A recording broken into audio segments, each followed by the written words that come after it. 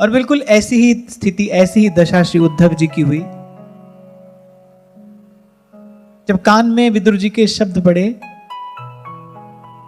कि श्री कृष्ण की कथा सुनाइए, कुछ श्री कृष्ण की वार्ता करिए। भाव सिद्ध तब जानिए जब ऐसी स्थिति हुए। एक भक्ति की साधनावस्था है, एक भक्ति की सिद्धावस्था है।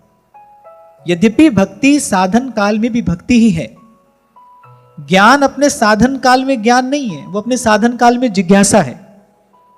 जब तक ज्ञान न हो जाए तब तक उसको चाहने वाला ज्ञानी नहीं कहा जा सकता, वो जिज्ञासु ही है। पर भक्ति का आरंभ कर देते ही कोई भगवान का हो जाता है, भगवान संभाल लेते हैं उसको, वो भक्त हो जाता है। तो भक्ति अपने साधन काल में भी भक्ति है, पर फिर भी भक्ति की एक साधना अवस्था है, एक भक्ति की सिद्धावस्था है। तो संत कहते हैं कि भाव सिद्ध तब जानिए जब ऐसी स्थिति हुई। कैसी स्थिति? जैसे श्री सेवक जी महाराज कहते हैं, छिन छिन रुदन करंत, छिन गावत आनंद भरी, छिन छिन हर हसंत, यह कृपा जो हरिवंश की। छिन छिन बिहरत संग, छिन छिन निरखत प्रेम भरी, छिन जस कहत अभंग, यह कृपा जो हरिवंश की। ये भाव सिद्धि की दशा है, ये भाव सिद्धि के लक्षण हैं। छिन छिन रुदन करंत और छिन गावत आनंद भरी, छिन छिन हर हसंत, यह कृपा जो हरिवंश की। और उद्धव जी की इस समय बिल्कुल ठीक यही दशा है। जैसे ही विदुर जी ने कहा कृष्ण कथा सुनाइए, कृष्ण नाम जबते श्रवण पर्यो वाली, भूल गई भवन में तो बावरी भैरी। इसे कहते हैं भाव का सिद्ध होना। मद्गुण श्रुति मात्रेण मई सर्व गुहाशय। भगवान कह रहे जैसे ही मेरा नाम, मेरी चर्चा कान में पड़े, चित्त की सारी वृत्तियां बिना प्रयास सहज ही मेरी ओर प्रवाहित होने लगे। जैसे आपको एक छोटा सा उदाहरण देता हूं, समझने में आसानी होगी कि चुंबक के छोटे छोटे टुकड़े यहां वहां बिखरे हों, अब उनको कैसे एकत्रित किया जाए? अरे कोई बड़ा चुंबक जिसकी चुंबकीय शक्ति बहुत अधिक हो, उसको बीच में रख दो, वो सब छोटे छोटे टुकड़े सहज ही उसकी ओर आ जाएंगे। ऐसे ही ऐसी स्थिति मन की हो कि जैसे ही श्री कृष्ण का नाम कान में पड़े, जैसे ही श्री कृष्ण की चर्चा कान में पड़े, भरी भरी आवे नैन, चित हूं न परे चैन, मुख हूं न कहे बैन, दशा होरे भई। और इन्हीं लक्षणों से स्वयं को भी पहचानना चाहिए कि भाई अभी हम साधक हैं या कुछ प्राप्त हमको हो गया है। पर भाव सिद्ध तब जानिए जब ऐसी स्थिति हुए, जब भगवान की रूप माधुरी का स्मरण होता है, तब उद्धव जी प्रेम के भार से विवश हो जाते हैं। जब श्री कृष्ण की कृपा, करुणा, उदारता का स्मरण होता है, व्याकुल हो जाते हैं कि दौड़कर जाऊं और उनकी चरण रज में लोटपोट हो जाऊं, उनके चरणों को अपने हृदय से लगा लूं। और जब भगवान के शील का स्मरण होता है, जब स्मरण होता है कि अब ये जो धरती है ये रहित हो गई है श्री कृष्ण के चरणों से, जब इस स्थिति का उनको स्मरण होता है तो हृदय व्यथित हो जाता है। तो कभी विवश होते हैं, कभी व्याकुल होते हैं, कभी व्यथित होते हैं, कभी हंसते हैं, कभी रोते हैं और कभी गाते हैं। और विदुर जी को लगता है कि जैसे कभी तो उद्धव जी मानो सामने ही श्री कृष्ण का दर्शन कर रहे हों।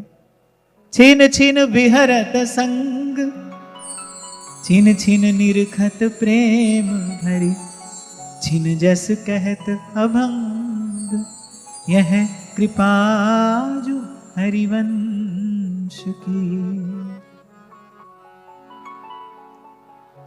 कल भी मैंने आपसे यही निवेदन किया था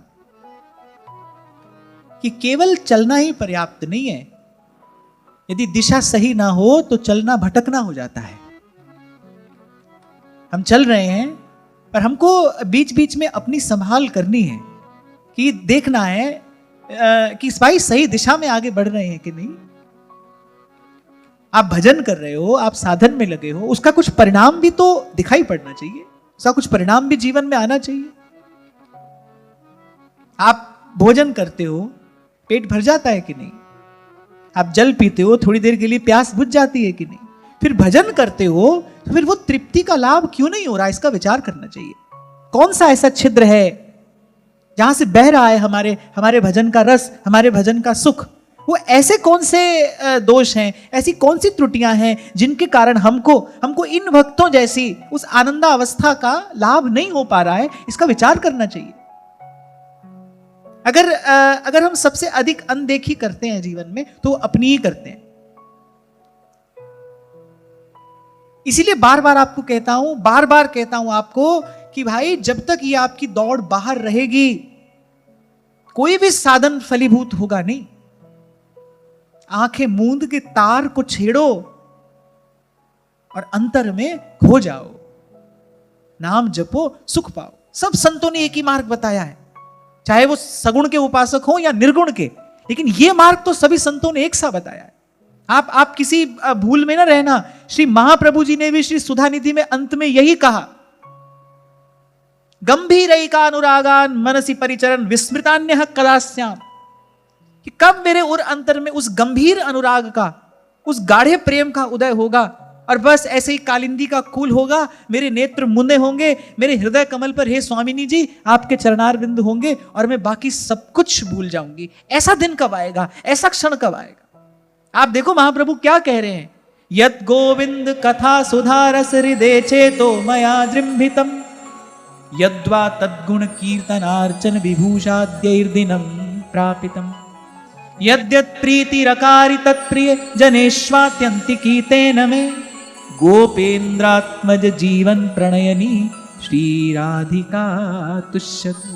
महाप्रभु कह रहे जितना भी मैंने अपने जीवन काल में ये थोड़ा साधन सत्संग सुमिरन किया है, तीन यह फल मोहि मिलहु अगाधा और होई प्रसन्न तीन जीवन राधा। श्री जी मुझ पर प्रसन्न हो जाएं और मुझे अपने उर अंतर के उस गाढ़े प्रेम का दान करें, मुझे वो हित का रस मिले, वो प्रेम का रस मिले। आप देखो सहज विषय के आनंद की अवस्था में भी नेत्र मुंद जाते हैं। विषय का सुख भी थोड़ी देर के लिए यदि मिले तो आप देखो कि जिस समय आपकी इंद्रियां विषय के सुख का भोग कर रही होती हैं, उस अल्प से सुख के अनुभव के कारण आपके नेत्र मुंद जाते हैं। फिर जब प्रेम स्पर्श करता है, सिमट जाती हैं वृत्तियां सब ओर से, तभी तो संत गाते हैं, नैनन की कर कोठरी पुतरी पलंग बिछा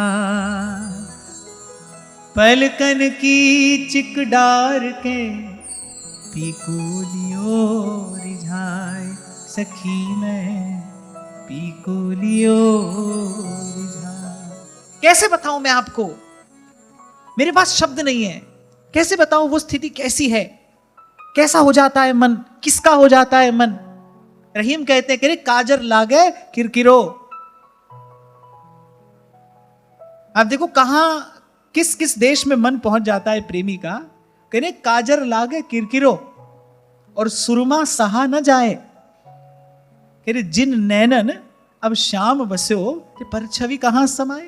कह रहे जिन नेत्रों में प्रियतम बस गया है वहां पर अब कोई और वस्तु कैसे रहेगी। काजर लागे किरकिरो और सुरमा कहां सहा न जाए। कैसे कैसे परिष्कार हो जाता है मन चित्त की वृत्ति का, केवल एक, बस वही एक। तभी कुछ दिन पहले आपसे मैंने कहा था ये तो भाई अलख निरंजन का मार्ग है जो किसी भी प्रकार से नहीं देखा जा सकता। प्रेम ते प्रगट हुई मैं जाना। हां, पर प्रेम को साधारण न समझना, यही सबसे बड़ी भूल हमसे हो रही है। प्रेम को हमने सबसे साधारण वस्तु समझा है। इससे प्रेम, उससे प्रेम, यहां प्रेम, वहां प्रेम, कल प्रेम, आज प्रेम, ऐसा प्रेम, वैसा प्रेम। कितना साधारण हो गया ना ये शब्द, कितना साधारण हो गया।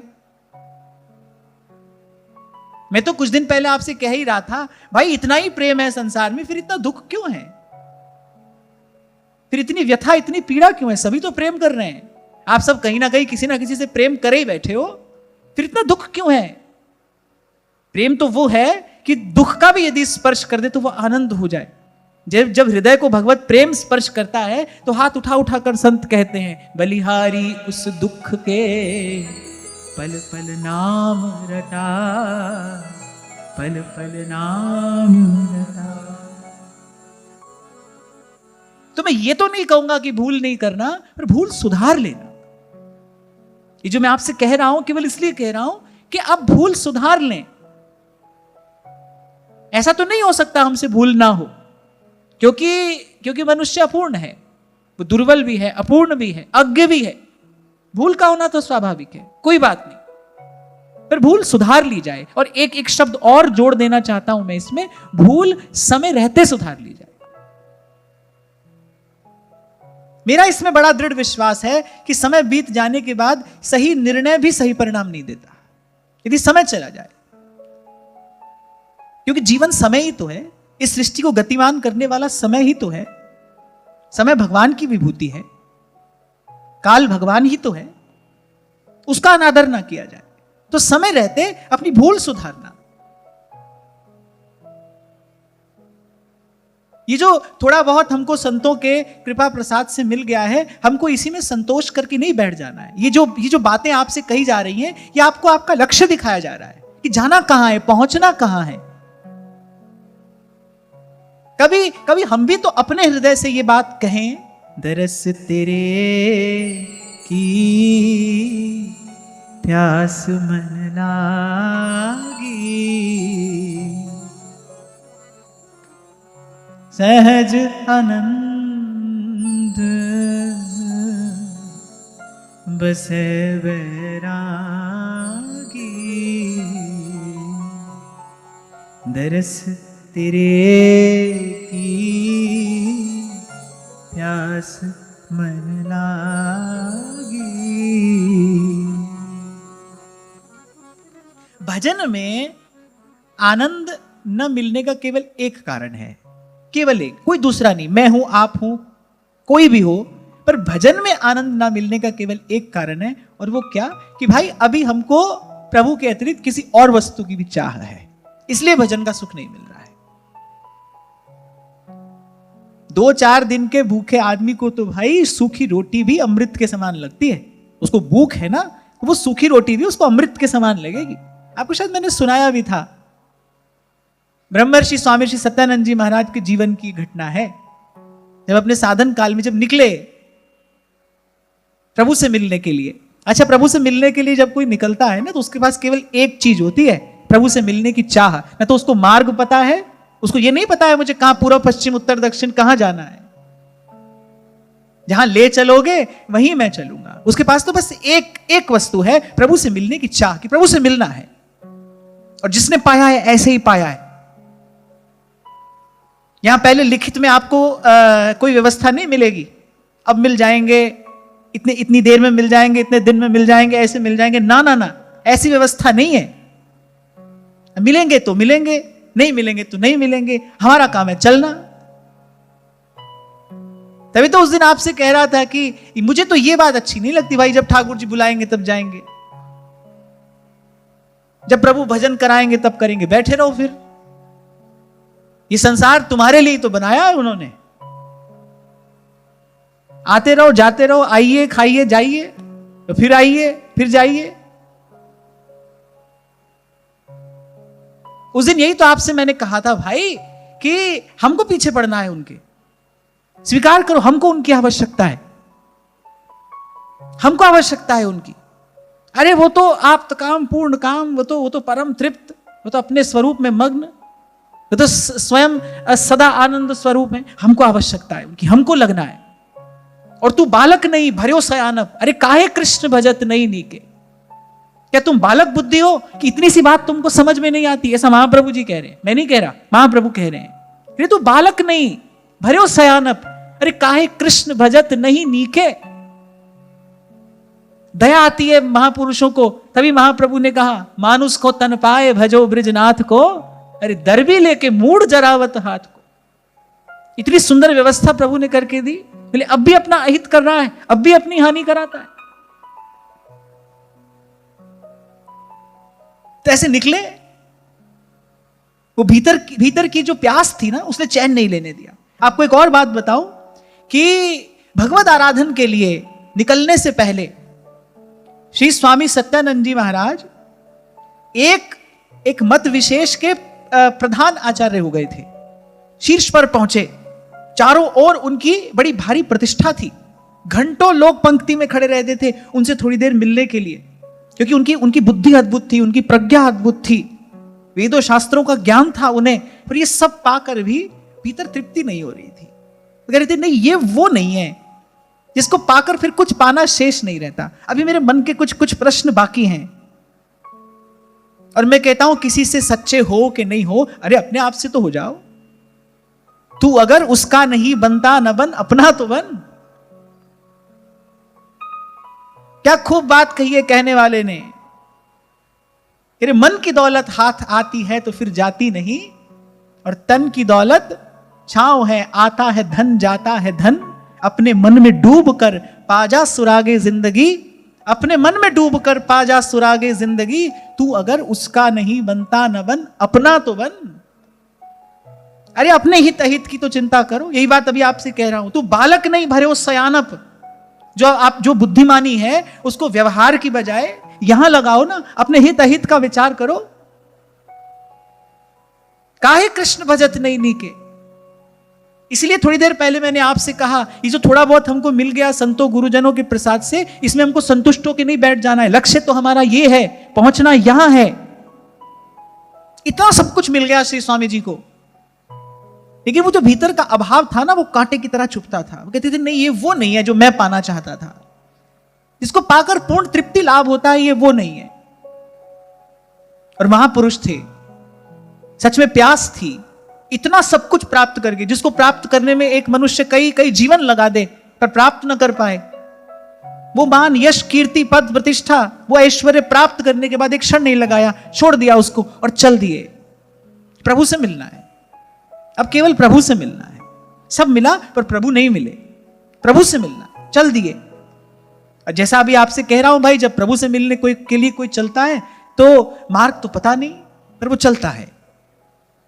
जब नदी चलती है समुद्र से मिलने के लिए तो कोई रास्ता नहीं होता उसके पास, वो तो चल देती है, तीव्र वेग से बस चलती है समुद्र की ओर। ऐसी चल पड़े, 3-4 दिन हो गए भूखे प्यासे भटकते,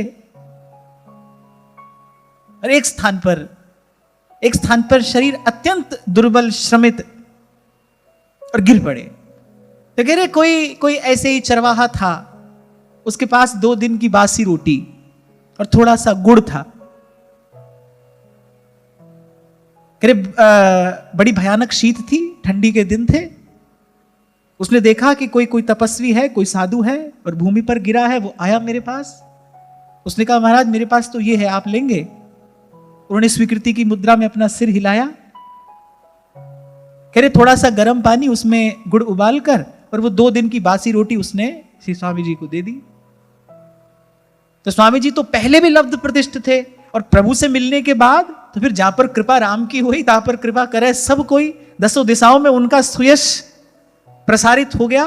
पर उसके बाद वो यत्र तत्र ये बात कहा करते थे कि जो स्वाद मुझे उस 2 दिन की बासी रोटी में आया, वो स्वाद जीवन में न पहले कभी आया और मुझे न फिर कभी आने की संभावना है।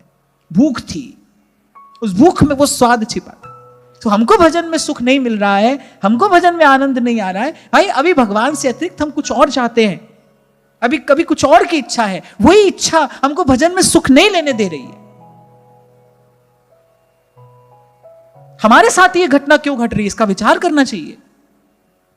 पर अभी थोड़ी देर पहले मैंने बहुत सोच समझ कर कहा, बहुत विचार कर कहा, सबसे अधिक अनदेखी अगर हम कर रहे हैं तो केवल अपनी कर रहे हैं। हम अपनी अनदेखी कर रहे हैं, अपने भीतर के अभाव को अनुभव तो करते हैं, भीतर के अभाव को अनुभव तो करते हैं, लेकिन उस अभाव की पूर्ति के लिए प्रयास नहीं कर रहे हैं, परिश्रम नहीं कर रहे हैं।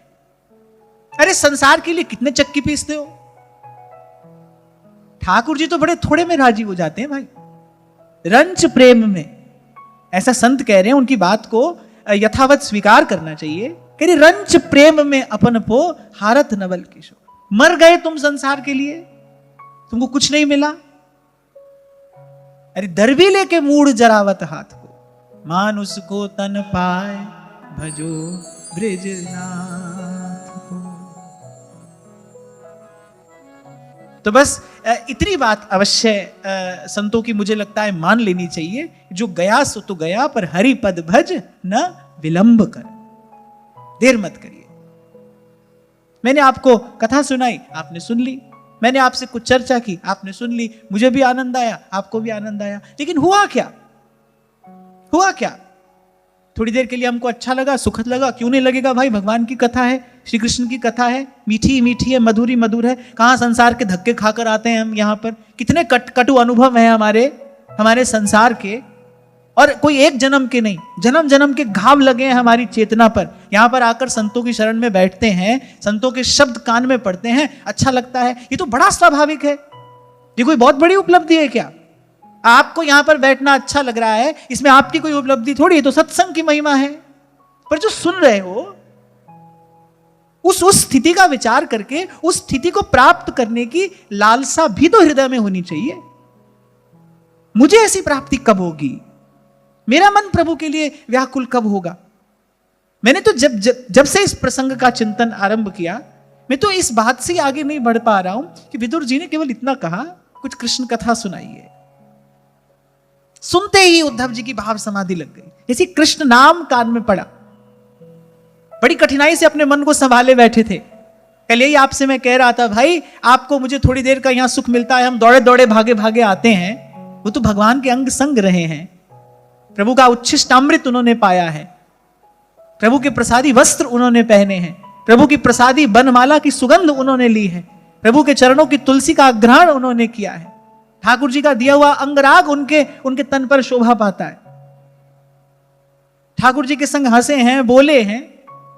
किस प्रकार अपने मन को संभालते होंगे, और प्रभु की आज्ञा मानकर आपके मेरे हित के लिए, आपके मेरे मंगल के लिए, आपके मेरे कल्याण के लिए रह गए यहां पर। प्रभु ने कहा तुम रह जाओ, तुम रह जाओ उद्धव, तुम यहां रहना, ये ज्ञान मैं तुम्हें दिए जा रहा हूं, तुम इस ज्ञान को धारण करना, बड़ा विकट समय आएगा। कलि केवल मलमूल मलीना, पाप पयो निधि जन मन में। अभी तो कह रहा था भाई कोई हमारी तपस्या फलीभूत नहीं हो रही है, ये तो संतों का प्रसाद हमको मिल गया, ऐसा सात्विक वातावरण हमको नित्य मिल रहा है, थोड़ी देर बैठकर हम यहां पर आकर ये प्रभु का नाम गा लेते हैं, प्रभु की चर्चा कर लेते हैं। कोई आपकी मेरी तपस्या थोड़ी है, आपका मेरा पुण्य थोड़ी है। ये जो ऐसे संत रह गए ना यहां जो हैं, उनकी उपस्थिति करा लेती है आपसे मुझसे ये सब कुछ। बहुत विचार कर कही बात कबीर जी ने, जब तब साधु तारसी और सकल परपंच। जीव को जब जब भगवान मिलेंगे, यानी वो संत की कृपा से मिलेंगे, प्रत्यक्ष या परोक्ष। मैं बड़ा सौभाग्यशाली हूं, मुझे बचपन से संतों का दर्शन भी मिला और संतों का संग भी मिला, और संतों की कृपा से संतों की सेवा भी मिली। बाल्यकाल से ऐसा वातावरण मिला, सत्संग भी मिला और संत सेवा भी मिली। पर मैं भीतर ही भीतर इस बात का भी अनुभव करता हूं कि प्रत्यक्ष में जिन संतों का आशीर्वाद मिला, उनके चरणों में तो बार बार प्रणाम है ही, उनके गुण उपकार का पा सकूं नहीं पार। लेकिन मैं अनुभव करता हूं, बराबर अनुभव करता हूं कि अप्रत्यक्ष रूप से भी कितने संतों का आशीर्वाद होगा जो हम यहां तक आ पाए। मैं तो अपने भीतर कोई भी योग्यता, कोई भी सामर्थ्य नहीं पाता, किसी भी प्रकार से नहीं। और मैं यहां से बैठकर केवल कहने के लिए नहीं कह रहा हूं, ये एक एक शब्द प्रभु साक्षी हैं और मैं निवेदन कर रहा हूं। मैं तो अपने भीतर कोई भी योग्यता नहीं पाता, कैसे यहां तक आना हो गया? केवल एक ही बात है, संत अनुकूल रहे, संत प्रसन्न रहे, संतों का सहज में आशीर्वाद मिलता रहा, संतों के चरणों की धूल माथे पर पड़ती रही और आ गए यहां तक। तो ये जो सब है ये उन्हीं के चरणों में समर्पित है। यहां उद्धव जी की भक्ति दर्शनीय है, यहां उद्धव जी की भावना दर्शनीय है। इसलिए प्रथम दिन जब इस प्रसंग की चर्चा आरंभ हुई थी, मैंने आपसे कहा था श्री उद्धव जी ऐसे भागवत हैं कि उनका नाम लेने मात्र से हम जैसे जीव पवित्र हो जाएं, हम जैसे जीव पावन हो जाएं। अब उद्धव जी को प्रणाम करना हो तो कैसे करना चाहिए?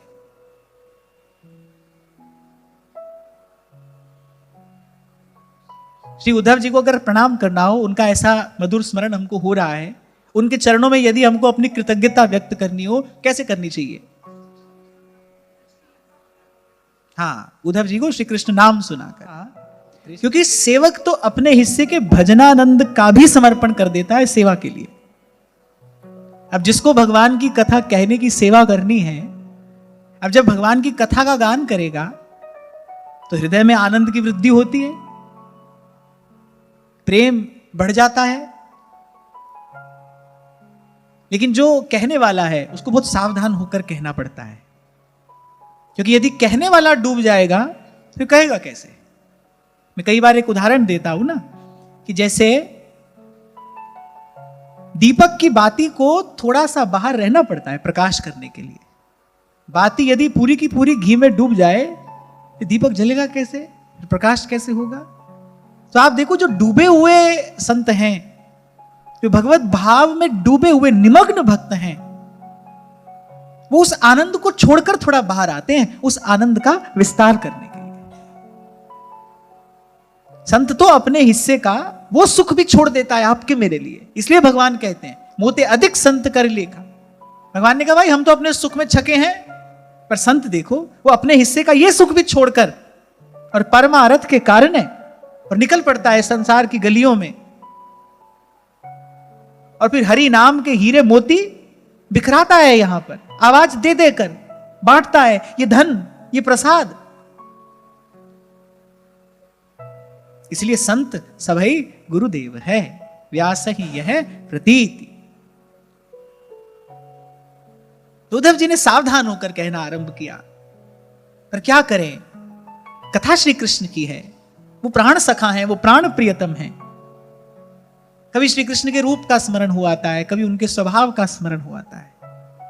उद्धव जी कहने लगे कि धर्मराज युधिष्ठिर के उस राजसूय यज्ञ में, अरे बड़े बड़े राजा महाराजा भी एक निर्णय पर तो पहुंच गए थे, श्री कृष्ण के उस श्री विग्रह का दर्शन करके एक निर्णय पर तो पहुंच गए थे। बोले भाई विधाता की सारी चतुराई इसमें लग गई है, इससे सुंदर इस त्रिलोकी में और कुछ नहीं हो सकता। श्री कृष्ण के इस नयनाभिराम विग्रह से सुंदर बोले और कुछ नहीं हो सकता।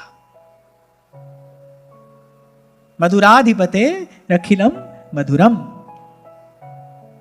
यस्यानुराग प्लुतहास रास, लीलावलोक प्रतिलब्धमानाः, व्रजस्त्रियो दृग्भिरनुप्रवृत्त, धियोवतस्थुः किलकृत्य शेषा।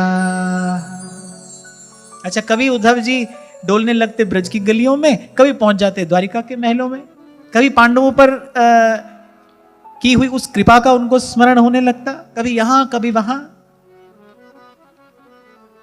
और उद्धव जी जिस प्रकार से लीला का गान कर रहे हैं, देखो जैसे श्रीमद् भागवत में क्रम से लीला का गान है, उद्धव जी जिस प्रकार से लीला का गान कर रहे हैं, बता रहा है कि उद्धव जी इस समय प्रेम में बावरे हैं। भूल गई भौन मैं तो बावरी भई। जैसे किसी उन्माद में व्यक्ति अटपट बोलता है ना, उसको पता नहीं रहता मैं क्या बोल रहा हूं। ऐसे कोई खुमारी चढ़ी हो, व्यक्ति जैसे अटपट बोलता है ना, यहां की बात वहां, वहां की बात यहां। पर उद्धव जी के भीतर तो कृष्ण के अतिरिक्त कुछ है नहीं। जो कह रहे हैं वो तो कृष्ण विषय की है, कृष्ण परक ही है, कृष्ण की ही बात है। लेकिन कभी पहुंच जाते हैं वहां ब्रज की गलियों में, महापुरुष चिंतन करते हैं ना, ऐसा क्यों? उद्धव जी जैसा ज्ञानी और लीला का गान कैसे कर रहे हैं? एक क्षण पहले तो युधिष्ठिर के उस राजसूय यज्ञ की बात कह रहे हैं, फिर एकदम से पहुंच गए ब्रज की गलियों में, ब्रजांगनाओं की बात करने लगे, गोपियों की बात करने लगे। ऐसा कैसे? बोले भाई इस समय वो प्रेम विह्वल हैं, किसी ने आके प्राण प्रियतम का स्मरण करा दिया है। अरे कब से अपने मन चित्त को संभाले बैठे थे, पर एकदम से आके किसी ने कहा कृष्ण की कथा सुनाइए। और वो कहने वाला कौन है? वो भी साधु है, वो भी महात्मा है, वो भी भक्त है, वो भी भक्त है।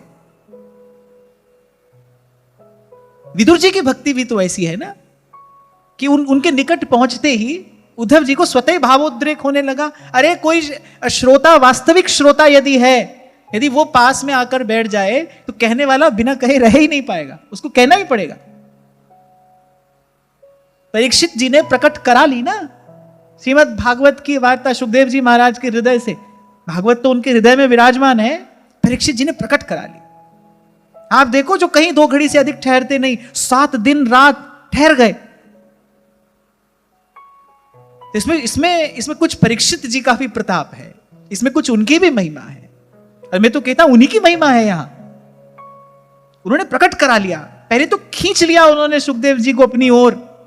सुखदेव जी आए, उनको तो खोजना किसी के वश की बात नहीं है, वो तो सर्वतंत्र स्वतंत्र महापुरुष है। आपसे मैंने उस दिन संकेत किया था, श्रीमद् भागवत में 2 के लिए ही भगवान शब्द का प्रयोग है, भगवान के लिए और श्री सुखदेव जी के लिए। वो तो सर्वतंत्र स्वतंत्र हैं, तो खींचे चले आए वो। और जो 2 घड़ी से अधिक कहीं रहते नहीं, वो टिककर बैठ गए श्री कृष्ण की कथा सुनाने के लिए, परीक्षित की महिमा है, उनको भी प्रणाम है। तो उद्धव जी से पूछने वाले भी महात्मा हैं। भगवान रीझे हैं उद्धव जी की भक्ति पर, श्री कृष्ण प्रसन्न हैं उद्धव जी की भक्ति पर, और श्री कृष्ण अत्यंत प्रसन्न है विदुर जी की भक्ति पर। तभी विदुर जी को उद्धव जी का दर्शन हुआ है। मैं अभी थोड़ी देर पहले आपसे कह रहा था कि कभी मन में ऐसी इच्छा हो ना कि हमें भी किसी ऐसी दिव्य भक्त का दर्शन हो। किसके लिए जीवन धारण किया है भाई? किसके लिए? देखऊं भर लोचन हरि भव मोचन, इहै लाभ शंकर जाना। अरे हमको भी भगवान के भक्त का तो दर्शन हो, ऐसा कोई भक्त संत हमको भी तो मिले जिसकी चेतना सदा दिव्य जगत में विचरण करती हो। ऐसे आपको बहुत मन की बात कह रहा हूं, साधक जीवन की बात आपसे साझा कर रहा हूं, बांट रहा हूं।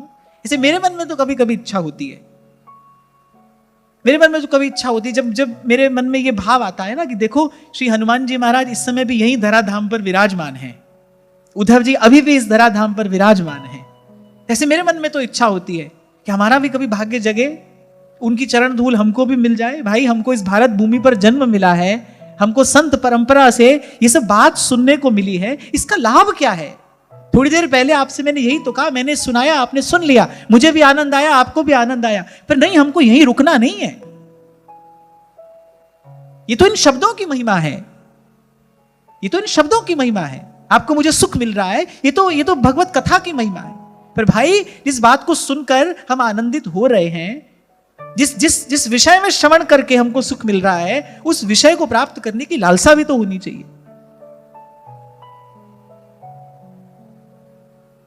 मैं तो ऐसे अपने साधक जीवन की बात आपसे कह दी। बहुत बार मेरे साथ में तो ऐसा होता है, मन भी भर आता है कभी कभी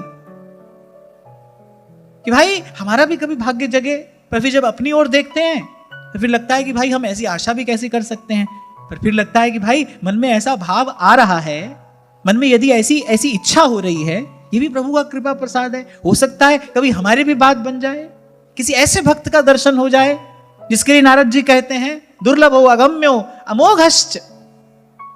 ऐसा भक्त कोई मिल जाए जो ऐसा भक्ति का दान कर दे जिसके बाद कभी पथ पतन ना हो। कहने वाला बड़ी खूब बात कह रहा है, तलाशे तलब में वो लज्जत मिली है, दुआ कर रहा हूं कि मंजिल ना आए। भक्त को इस बात की तो बिल्कुल चिंता नहीं है भगवान कब मिलेंगे। अरे भगवान तो मिले मिलाए, भक्ति कब मिलेगी? भगवान का कहीं अभाव थोड़ी है, भगवान तो मिले मिलाए हैं। भगवान आपसे मिले नहीं होते तो आप होते ही नहीं, भगवान मिले हैं तो आप हो, भगवान आपसे हिले मिले हैं तो आप हो। जीव की सत्ता कैसे है? बिना ईश्वर के जीव की सत्ता ही संभव नहीं है। आप हो, भगवान आपसे मिले हैं, भक्ति कैसे मिले? ऐसी भक्ति। दरस तेरे की प्यास मन लागी,